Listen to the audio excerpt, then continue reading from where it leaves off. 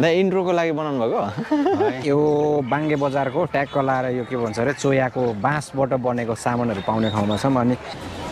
अहिले चाहिँ हामी यतापट्टिको लाइनमा छौँ यो लाइनमा चाहिँ तपाईँकोलाई के चाहिन्छ मस्त सबै कुराहरू यतापट्टिको लाइनमा पाउँछ अनि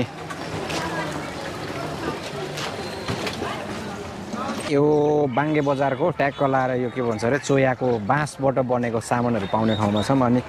यो चाहिँ डालो भन्छ क्या यसलाई चाहिँ अनि ओभर पातलोवाला रहेछ तर हाम्रो ड्याडीले पनि बुन्नुहुन्छ यस्तो चाहिँ ओभर मोटो बुन्नुहुन्छ अनि ओएमा यो नाङ्लो भइहाल्यो यसलाई पेरुङ्गो भन्छ यहाँ सुँगुरको बच्चाहरू बोकेर हिँड्ने हो क्या पाहाडतिर चाहिँ अब यता चाहिँ के बोक्ने हो थाहा छैन मुढाहरू सब पाउँदो रहेछ यो गुन्द्री हैन यो उयो आन्टी यो केबाट बनेको गुन्द्री हजुर के भन् पटेर भन्छ यसलाई कति रुपियाँ पर्छ 450 रुपियाँ यो पनि एकदम अर्ग्यानिक केराको बोक्रा जस्तै लाग्दो रहेछ नि पटेर ए हाम्रो पोले शङ्खसभातिर चाहिँ यस्तो के को बन्थ्यौँ भनेपछि परालको खर निकालेर खर भन्थ्यो क्या त्यसलाई त्यो निकालेर अनि बन्थ्यौँ क्या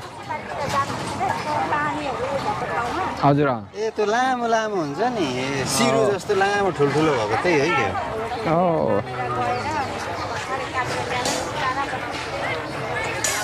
जम्दै पुरै अर्ग्यानिक रहेछ नि सागहरू है सानो सानो क्या घरमा अब बाँसको तामा दाइ बाँसको तामा रोहित यहाँ सिन्की रहेछ लाने तपाईँ के चाहिन्छ मस्त सबै कुराहरू यतापट्टिको लाइनमा पाउँछ अनि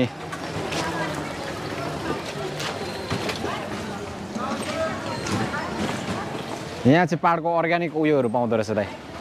दामी दामी अर्ग्यानिक आफ्नो गाउँको रहेछ यो उयो सब कुचोहरू अम्लिसो कुचो केरा नारे भाइको साथी खोइ कहाँ गयो अघिको पाठमा भागि गयो यार नारे भाइ चाहिँ कता भएको छ ऊ हेर्छम भाइ त यता आएछ ऊ यहाँ रहेछ गफ दिइरहेछ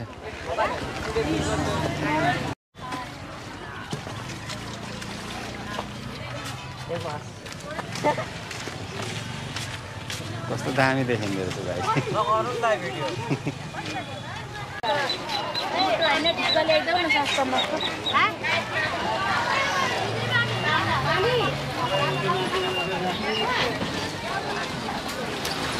उयो अन्डरवेलको त्यो यत्र गोजी छ भनेर कहाँ कहिले त पहिले नै बनाएको थियो त एउटा भिडियो